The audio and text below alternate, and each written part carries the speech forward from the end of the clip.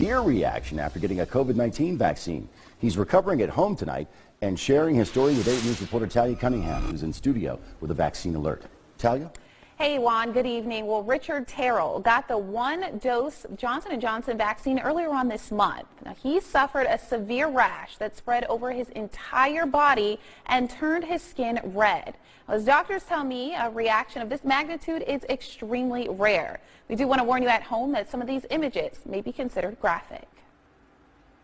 These photos snapped of Richard Terrell's severe reaction to what doctors believe is the COVID-19 vaccine. Yeah, my skin peeled off. It's still coming off of my hand. The 74-year-old now on the road to recovery, relieved to breathe in the fresh air at his Goochland County home after spending 5 days at the VCU Medical Center. Gee, it just came on so fast. On March 6th, Terrell received the Johnson & Johnson vaccine in Ashland, but 4 days later, I began to feel a little discomfort in my armpit, and then I began to, a few days later, began to get an itchy rash. And then after that, I began to swell, and my skin turned red.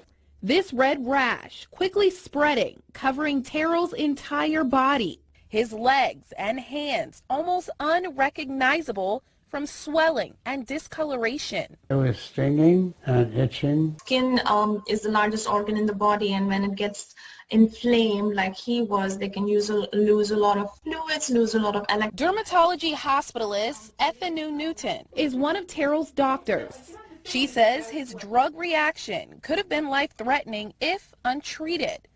Through testing and process of elimination, we ruled out all the viral infections, we ruled out COVID itself, came to the conclusion that it was the vaccine that he had received that was the cause.